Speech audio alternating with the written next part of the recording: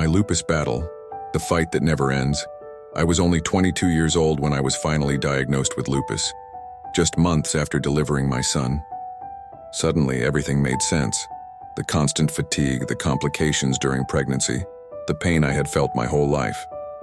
It was like all the puzzle pieces finally came together, but instead of relief, I felt fear. Looking back, I realized I had been fighting this battle long before I ever had a name for it. As a little girl, I remember clutching my stomach in tears. The pain would come out of nowhere, sharp and deep. At 16, I was hospitalized with pancreatitis.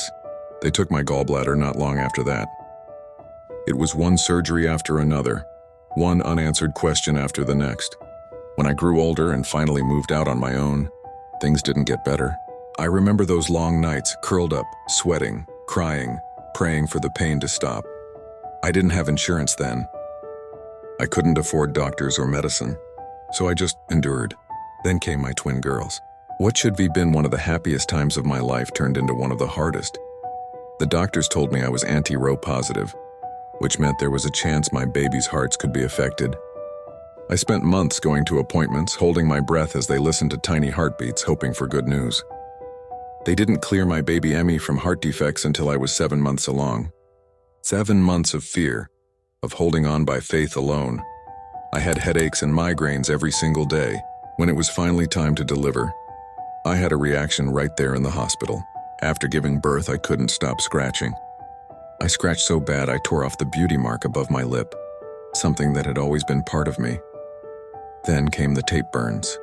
The silk tape they used to cover my incisions left second-degree skin tears on both my hips. The pain was unbearable. After my lupus diagnosis, I started the long cycle of medications, each one with its own promises and punishments. Methotrexate was the worst. A mild chemotherapy drug that left me nauseous every day and watching my hair fall out in handfuls. When one medicine failed, we'd try another. For a while, something would seem to work, and then my body would stop responding. It happened again and again. Hope, then disappointment. This past summer nearly broke me. Out of nowhere, my asthma, something I hadn't struggled with since childhood, came back like a storm. I was in the garage when it hit me. I couldn't breathe, couldn't catch my breath. Panic set in as I called 911. I spent days in the CCU in pulmonary failure. I remember the sound of my own breathing echoing through the hallway. Harsh, ragged, terrifying. Everyone could hear me struggling just to survive. And then, just weeks later, it happened again. Right now, I can't even take my lupus medication.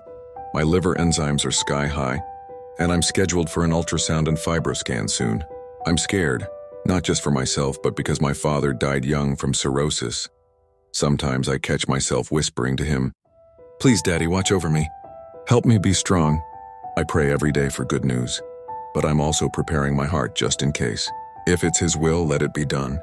As if lupus wasn't enough, my body had one more challenge in store for me. A rare skin disease called telangiectasia. It started as small red patches, but over time it spread, now covering nearly 80% of my legs.